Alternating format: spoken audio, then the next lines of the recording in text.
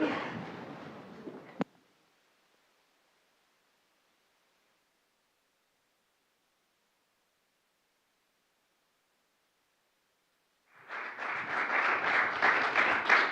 thank you very much, everyone. Great honor to be here with my friend.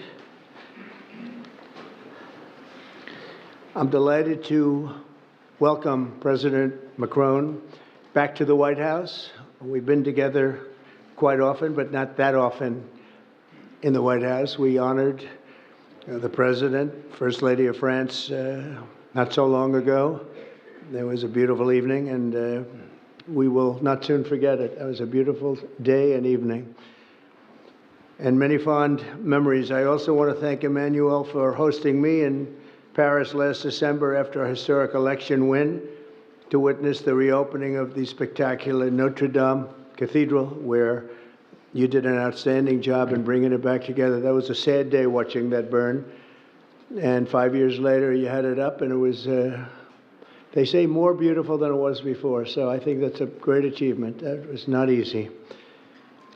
France is America's oldest ally. Our cherished partnership has been a force for freedom, prosperity, and peace from the very beginning. We're now working on some very interesting developments. One in particular, as you know, the war between Russia and Ukraine. In the American Revolution, French support helped us to seize our destiny as an independent nation. In the First and Second World Wars, our citizens shed blood together on the battlefields of Europe. And I'll never forget joining President Macron 6 years ago on the 75th anniversary of D-Day. That was some day. The purpose of our meeting today is to end another battle, a really horrible one, a war, something that we haven't seen since the Second World War, that is ravaging European soil, the deadliest and most destructive conflict that one can imagine. I've seen the pictures, I've seen the satellite photos and lots of other photos, and it's a horrible thing that's happening. Thousands of people are dying a week.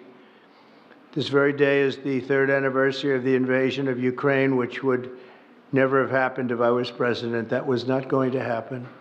The horrors of this gruesome and bloody war can scarcely be overestimated. Hundreds of thousands of people, Russians and Ukrainians in particular, have needlessly died.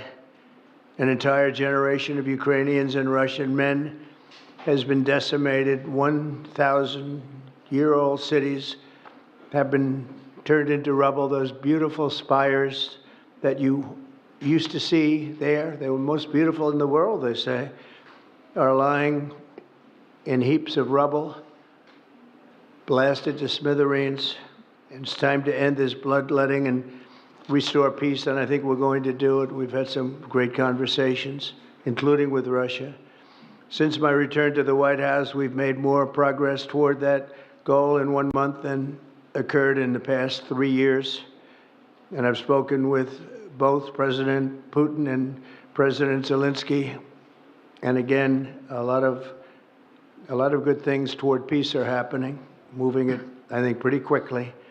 Last week, Secretary of State Marco Rubio, National Security Advisor Michael Waltz, and Special Envoy Steve Witkoff conducted successful talks in Saudi Arabia with the delegation from Russia, and I'd like to thank the Kingdom of Saudi Arabia and the King and Mohammed, great people. They're really working hard to get this done. Our focus is on achieving a ceasefire as soon as possible and ultimately a permanent peace. My meeting with President Macron today was another important step forward in that sphere, because he's been very much involved right from the beginning in trying to get it over with, and we're going to get it done. I believe that Emmanuel agrees with me on many of the most important issues. Chief among them is this is the right time. It may be the only time. You know, that's a very interesting and horrible situation, and that could evolve into a third world war. We're not going to let that happen. Should have never started, but it did. And what a mess, what a horrible, bloody mess. I'm also pleased that President Macron agrees that the cost and burden of securing the peace must be borne by the nations of Europe, not alone by the United States. And Europe must take that central role in assuring long-term security of Ukraine, which they want to do. And that's not a very big step. The big step is what's going to happen over the next few weeks. The United States has put up far more aid for Ukraine than any other nation. Hundreds of billions of dollars. We've spent more than 300 billion, and Europe has spent about 100 billion. That's a big difference, and at some point we should equalize. But hopefully we won't have to worry about that. We have other things happening that maybe take that out of the realm of necessity. And while we've given vast amounts of military aid and money in form of grants, much of Europe's contribution has been economic relief structured as loans for which they'll be repaid. Like the Europeans, I believe that taxpayers in the United States also deserve to recoup the colossal amounts of money that we've sent. The previous administration never even thought of that. They didn't think of a lot of things, like why did they let it start in the first place? That is why we must have an agreement with Ukraine on critical minerals and rare earths and various other things as security. And I think that that's happening. I think we've made a lot of progress. I had a report just given to me before walking in that we've made, Emmanuel, a great deal of progress toward getting that. I've been elected by the American people to restore common sense to Washington and indeed to the world. And I believe strongly that it's in the best interest of the United States, the best interest in Europe, the best interest of Ukraine, and indeed the best interest of Russia to stop the killing now and bring the world to peace. My administration is making a decisive break with the foreign policy failures of the past administration and, frankly, the past. I ran against a very foolish foreign policy establishment, and their recklessness has led to the death of many, many people. Under our administration, we're forging a new path that promotes peace around the world. And when I left office for the first administration, first term, we had no wars, we had no problems. We didn't have October 7th with Israel. We didn't have Russia and Ukraine going at it. We didn't have the problems in other parts of the Middle East. We didn't have inflation. It was a whole different world. And you know what else we didn't have? Millions of people pouring through our borders, many of them criminals released from other nations and put right into our land, murderers and drug dealers, gangs. We didn't have any of that. It's a different time, but now we have it and we're fixing it. We'll fix it all up. We'll get it done as quickly as possible. And we've made a great deal of progress. People are saying it was the best month for a president in our country's history. I hope that's right, but I feel it's right. We've done a lot of things in a very short period of time, 4 weeks. As I've said before, it's my hope that my greatest legacy, however, will be as a peacemaker and a unifier. I want to bring peace, not war. I thank President Macron for joining us today in this urgent work we're doing. We have some wonderful people up front right here that have worked so hard. Steve Witkoff, thank you very much. And Michael Waltz, thank you. Scott, thank you very much. And JD, thank you. They've really done a job. They worked very hard. It's a real passion to get this war ended. And I'd like to now invite Emmanuel to say a few words, and then we'll take questions. And again, Emmanuel, it's a great honor to have you with us at the White House. Thank you very much, please. Thank you, Mr. President. Thank you, dear Donald. Ministers, ladies and gentlemen, mesdames et messieurs, je vais dire quelques... Ladies and gentlemen, I'll be saying a few words in French. Thank you very much, Mr. President, dear Donald, for your hospitality and for this visit. As you mentioned, we have had the opportunity to meet over the past few years. Since your first term, we've been able to discuss matters in Paris and also here at the White House, and it has always been a great joy to do that, and I would like to commend you. And thank you, Mr. President, for extending this friendship to France and taking part in the ceremony at Notre Dame that you mentioned before. It was a great honor for the French people to reopen the cathedral to the rest of the world, and your presence was a testament to that friendship. As the President said, this friendship dates back to the Revolutionary War since the beginning of the United States. And whenever we've needed to, we've been able to come together and be on the right side. We've been able to be united to defend peace and sovereignty, namely in the two world wars that marked the 20th century, from Lafayette to Pershing and to the many Americans who landed on Omaha Beach. And we spoke earlier before, and you mentioned that one of those gentlemen was able to visit you here, one of the veterans. This is part of history which puts us in the world that we are in today. And as the President just said, there are many challenges in this world. And over the past few days, we have one main objective, which is the geopolitical situation. Mr. President, I really wish to thank you for making changes to your schedule to meet with us so quickly. I think we've made very substantive steps forward during our discussions, and this is a major step in what we're experiencing today. We had a video conference with all of the G7 leaders, which was an opportunity for us to discuss this matter 3 days after the Russian war in Ukraine, and to express our support for President Zelensky to the Ukrainian people, but also to speak and share about our desire for a lasting peace. This is what we have spoken about very forcibly over the past few weeks. We thought that this war was only going to last a few weeks when it broke out in 2022. We admire greatly the courage of the Ukrainian people. And Mr. President, I wish to thank you for this. You mentioned that there are responsibilities on Europe's side, and indeed, we have invested $128 billion in aid to Ukraine and the Ukrainians. Ukraine has been able to hold the front of our collective security. It's fought over these past few years for its independence and for its sovereignty, but also for our collective security, because I think that no one in this room wants to live in a world where it's the law of the strongest and international borders can be violated from one day to the next by anyone. Over the past few hours, and as you mentioned this, Mr. President, we've been able to see a few things take shape. First of all, allow me to commend you on your decision to work with President Zelensky and to conclude this agreement that's so important for the U.S. and Ukraine on rare earths, critical minerals, but also having substantive conversations with President Zelensky during this key phase of achieving this deal, which is a major commitment to Ukraine's sovereignty, and I think that's very commendable.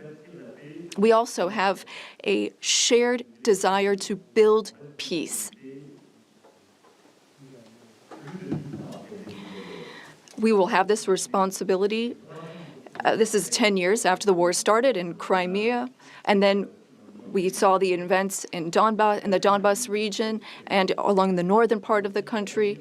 We want to save lives. We want to bring prisoners back and bring back families and children, because there's also humanitarian tragedy affecting the Ukrainian people.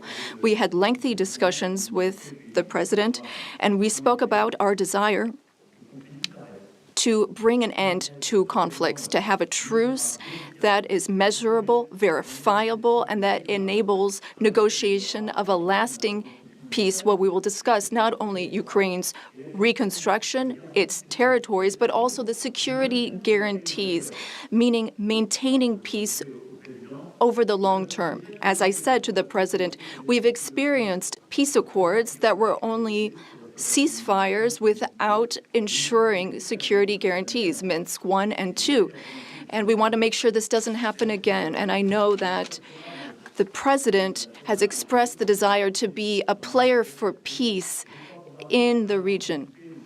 I've spoken with some 30 European leaders and allies in recent days. We want to bring together these allies, and share the same vision. This peace must not mean a surrender of Ukraine. It must not mean a ceasefire without guarantees. This peace must allow for Ukrainian sovereignty and allow Ukraine to negotiate with other stakeholders regarding the issues it affects. But it is also a country in which we need to shoulder our responsibilities so that we ensure security and stability for Ukraine and for the entire region. And for us Europeans, this is an existential issue. We also spoke about these issues at length with the President. We've worked with President Zelensky and gotten to some of the details of the various phases of the negotiation. And we've also been able to speak about some of this work with our British partners to talk about deployments of peace forces on Ukrainian soil, which are part of these security guarantees. Other countries are ready to join in this effort.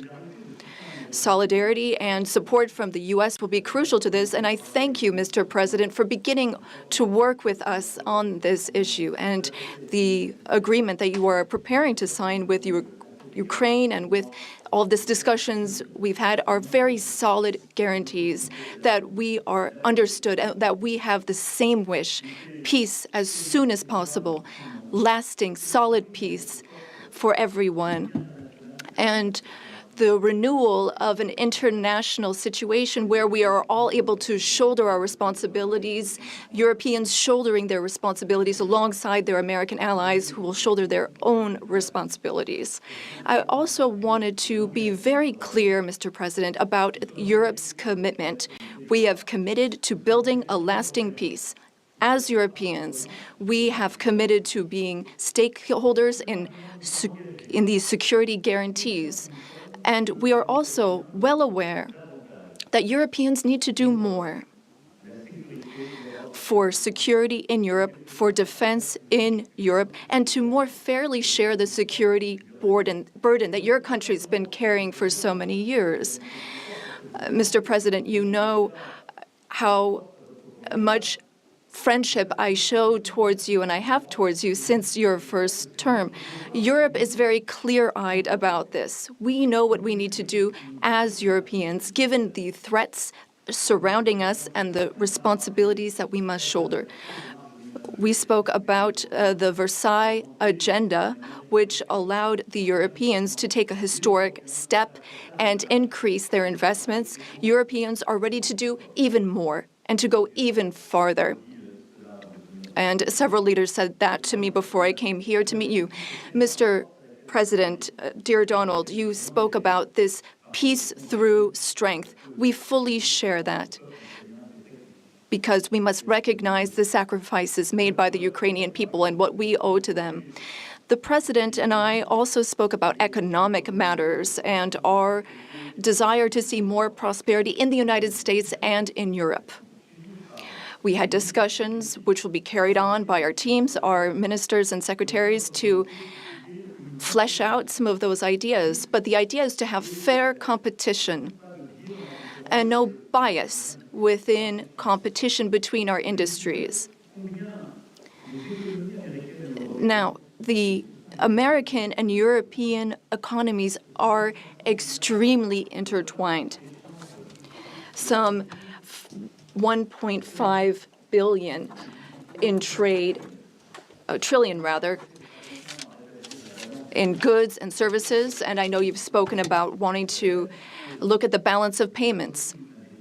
We also have a trade deficit, and I know that we need to look not only at goods, but also digital items and goods which you export. And we want to make a sincere commitment towards fair competition where we have smooth trade and more investments. You already invest a great deal in France, and France is the fifth largest investor in the United States. And I would like to recognize here all of the American investors who announced investments, some $120 billion that were announced at the AI summit. This is our wish. We want to have more prosperity on both sides of the Atlantic. We have a shared agenda in that regard. We also spoke about the Middle East, among other subjects. And here again, we have the same desire. We don't want to see Iran obtain nuclear weapons. We don't want, or rather, we want an approach with partners in the region that we can trust. Given Iran's nuclear activities, we want to limit its ballistic capabilities and avoid any type of regional destabilization.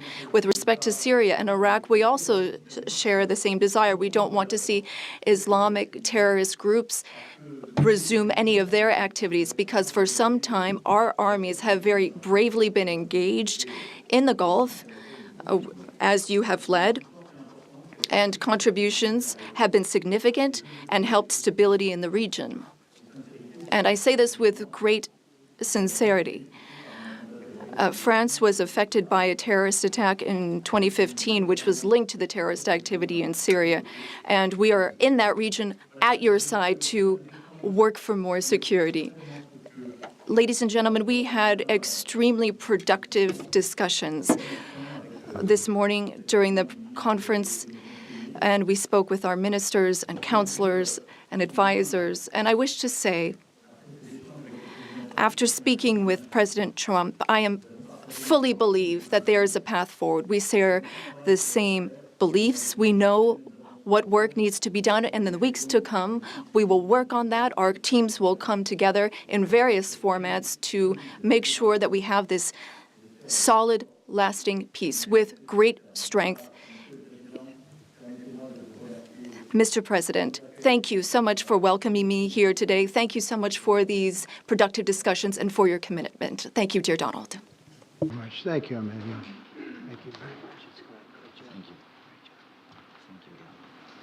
Okay, thank you very much. Brian, would you like to ask a question? Go ahead. Mr. President, welcome.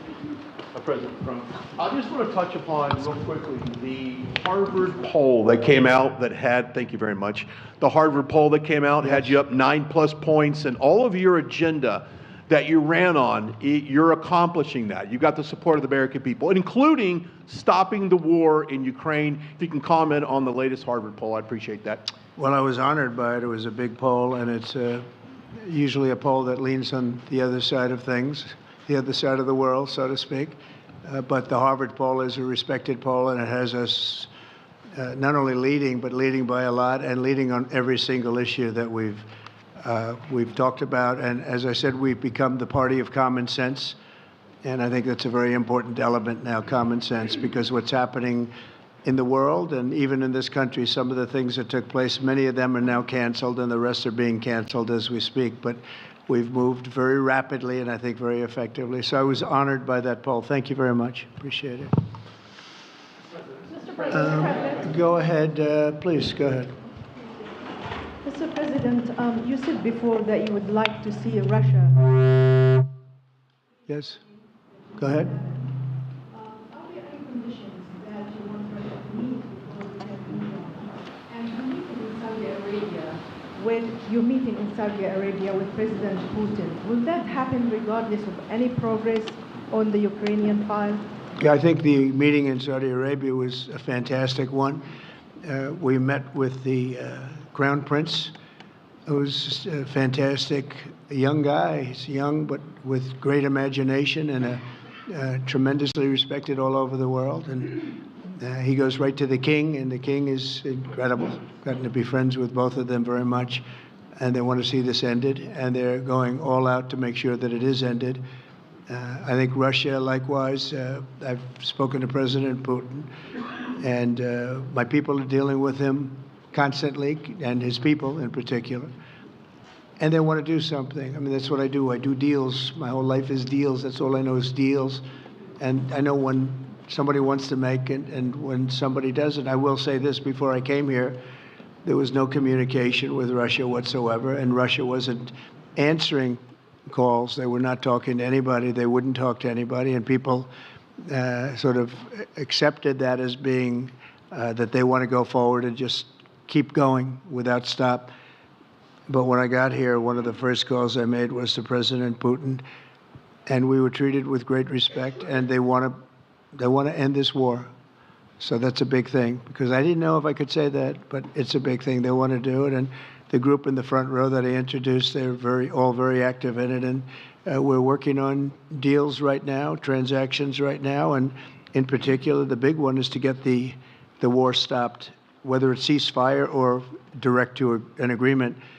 I'd like to go directly to an agreement, but ceasefire will always happen a little bit quicker. And every day you're saving thousands, or at least hundreds, but thousands in some cases, lives. So we want to see if we can get that done very quickly. Yes, for the President, please. Thank you. I'm a correspondent based in Paris. Question for both of you, actually. Mr. Macron, you were one of the last Western leaders to speak to Putin before Ukraine's invasion.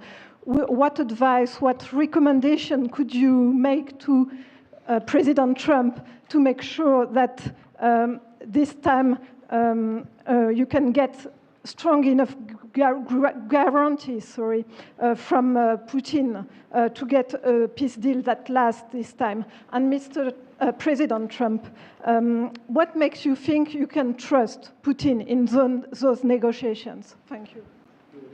Look, I will never give any advice to President Trump. We have friendly and trustful discussion, but my experience with President Putin is the following. Number one, I always think it's good to have discussion with other leaders, and especially when you disagree. I stopped my discussion with President Putin after Bucha and the war crimes, because I considered that, we had nothing to get from him in that time. Now this is a chance, there is a big change, because there is a new US administration. So this is a new context. So there is good reason for President Trump to re-engage with President Putin. But my experience is the following, and I shared it with President Trump and the team. In 2014, our predecessors negotiated peace with President Putin. But because of the lack of guarantees, and especially security guarantees, President Putin violated this peace. And I had several discussions, especially at the beginning of 2022, several times, 7 hours with President Putin, 15 days before the launching of the attack. He denied everything, but we didn't have security guarantees. So this is why being strong and having deterrence capacities is the only way to be sure it will be respected. And I insisted on that, and this is why I believe that the US has the capacity to do so. And this is why I think we should never say, I will never send any boots on the ground, because you give a blank check to violate any type of commitment. So I think it's good to have discussion. I think it's useful to have negotiation. I think it's super important to go to the peace. But my strong point was to say, let's try to get something first which can be assessed, checked and verified. And let's be sure that we build sufficient guarantees on the short run. And this is where we are ready to be engaged. As for France, a lot of my European colleagues are ready to be engaged. But we do need this American backup, because this is part of the credibility of the security guarantees. And this is our collective deterrence capacity. And I have the feeling that the President has this capacity. I think it's very much to the benefit of Russia to make a deal. And I feel that we'll do that. It is what it is. Again, it's a war that should have never been started. It's a war that would not have been started if I were president, but it did start, and it's at a terrible level where cities are burned down and shot down to the ground. It looks like demolition sites, a whole big pile of demolition sites, and we got to get it stopped. Too many people, too much agony. The whole culture is destroyed when you rip down some of those ancient, really ancient or near ancient buildings. It's so sad to see, but I think it's very much to the benefit of this tremendous distrust on both sides. That's why it's good that I'm coming in now. But I think it's to the very much benefit of Russia to make a deal and to go on with leading Russia in a very positive way. That's what you have to do. But I really believe that he wants to make a deal. Maybe wrong, but I believe he wants to make a deal. Yeah, go ahead, please. Mr. President, next week there's a key deadline for your Canada and Mexico tariffs. Pour les droits. I believe those countries have done enough on the border to stop those from taking effect. And for President Macron, I'm wondering if you believe that this critical minerals deal with Ukraine represents a de facto security guarantee by the United States, since the U.S. would have an interest in protecting those reserves in Ukraine. Thank you. We're on time with the tariffs, and it seems like that's moving along very rapidly. We've been mistreated very badly by many countries, not just Canada and Mexico. We've been taken advantage of. We were led by, in some cases, fools, because anybody that would sign documents like they signed, where they were able to take advantage of the American people, like has happened over the last long period of time, except for a little 4-year period that took place 4 years ago. But anybody that would agree to allow this to happen to our country should be ashamed of themselves. No, the tariffs are going forward on time, on schedule. This is an abuse that took place for many, many years. And I'm not even blaming the other countries that did this. I blame our leadership for allowing it to happen. I mean, you know, who can blame them if they made these great deals with the United States, took advantage of the United States on manufacturing, on just about everything. Every aspect that you can imagine, they took advantage of. I look at some of these agreements, I'd read them at night, and I'd say, who would ever sign a thing like this? So the tariffs will go forward, yes, and we're going to make up a lot of territory. All we want is reciprocal. We want reciprocity. We want to have the same.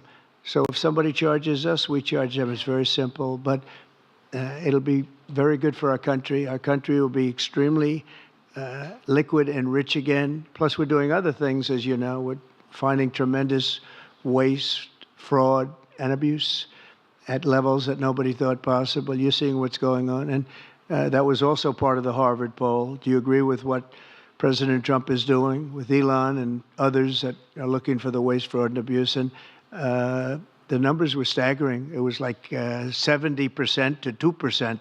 Everybody wants to find out. They don't like it. And, you know, the radical left or whoever it may be starts screaming about the Constitution, but it has nothing to do with the Constitution. It has to do with fairness to this country. It has to do with being ripped off. And when you read the things that all of these billions, and I mean many billions, hundreds of billions of dollars have been spent on, that's all you have to do is stand up here and read them. I could stand up all day and read the kind of things where we're spending all of this money.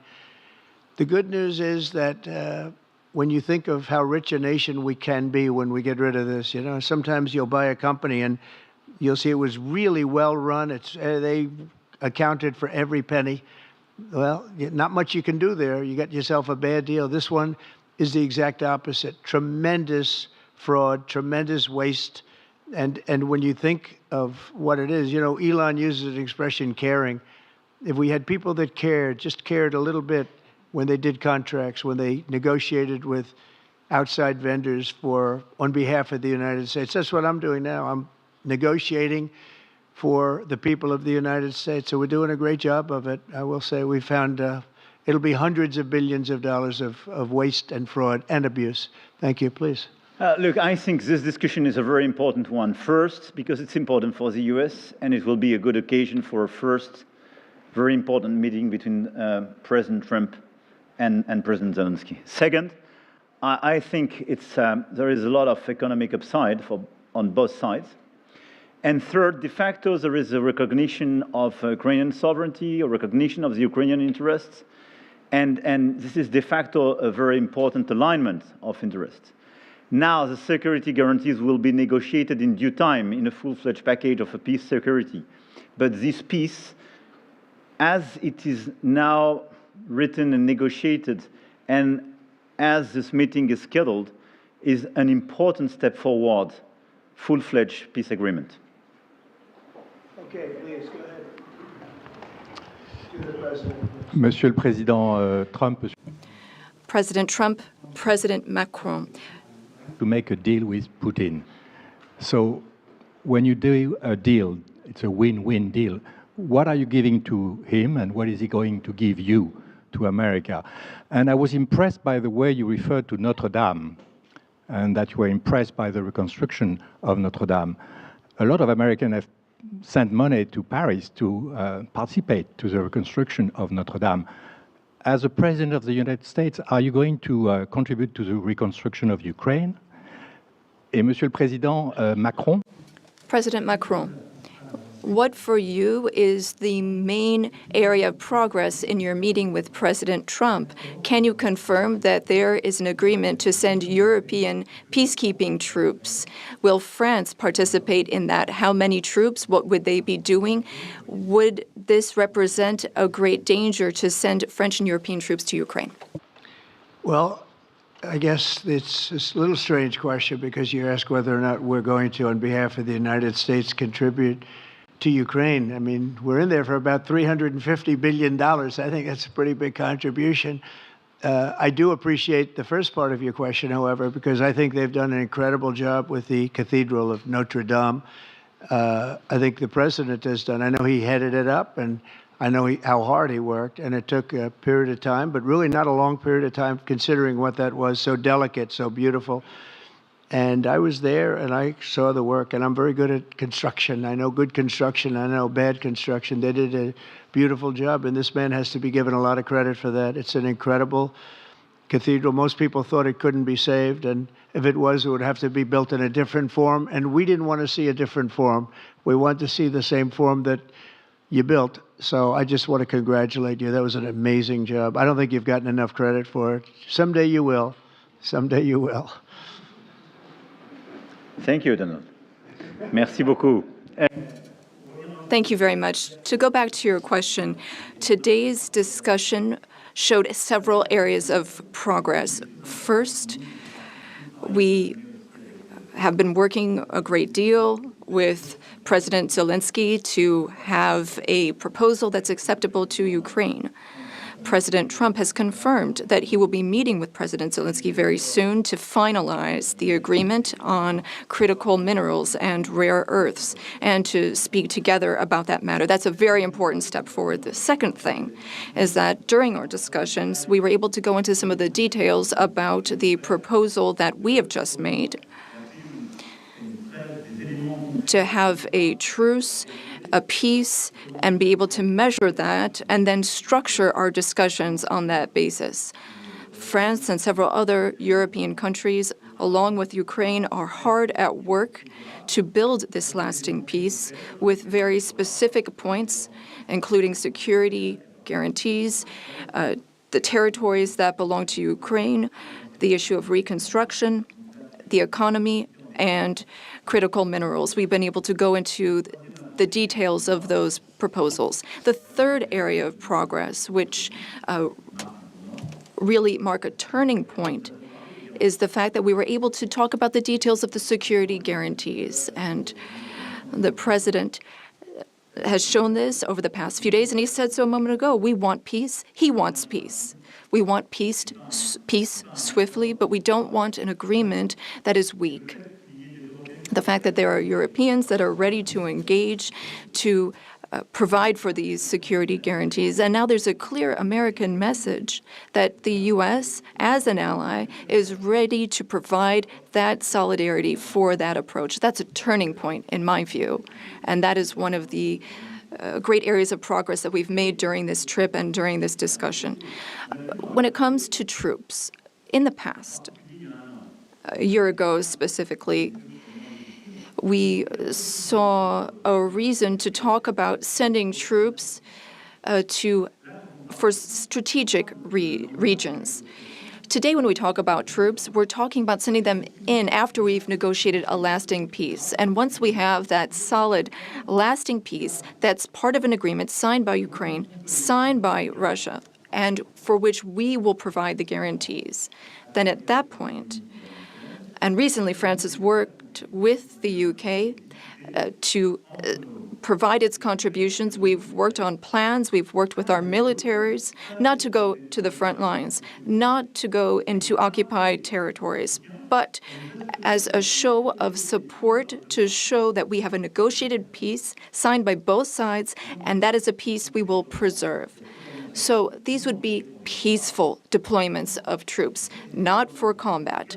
These would be deployments of an assurance force. They would be limited, but they show solidarity. I've also spoken with all of our allies, and there are European and non-European allies who are ready and willing to take part in that effort. Countries have helped Ukraine maintain its military capabilities in terms of the number of soldiers it has, equipment, whereas others have provided logistical support on the ground. The question is whether or in what form the U.S. will contribute, and during our discussions, and during the discussions with Russia, we've understood that this would be acceptable to Russia, and that's a very important area of progress. And that means that in this context, the Europeans will shoulder their part of the burden, their share of the burden. We have a strong alliance that we've built over the decades. We have our solidarity, and we have deterrence capacities. What does it mean? Would it be dangerous? If there is an agreement signed by Ukraine and Russia, thanks to the efforts of President Trump, and if we provide the guarantees and Russia violates the agreement, then it would be in conflict with everyone who is engaged in the peace process. And that is a change. That was something we did not see in the past. That's not what we saw in 2014. So that is the real change that we're marking. We have this deterrence capacity on the American side. We have the capacity for engagement on the European side, and that's something we're going to continue working on together. It's not dangerous, but it's credible. It's less dangerous than things that could happen in the long term. And I think this is what we need to do to ensure security. And I say this very clearly. We're also talking about security for Europeans. I've been saying this for weeks now. If we do not guarantee the security of this territory within Europe, then how can we guarantee our own security for one and all?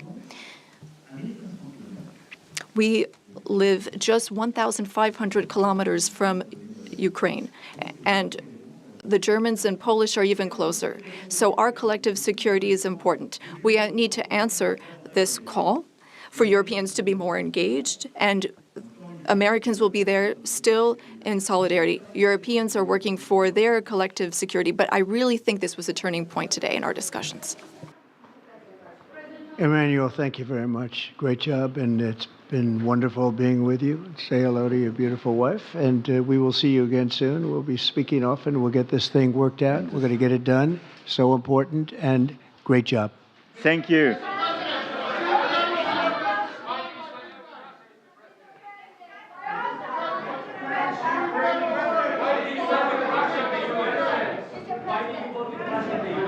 Mr. President.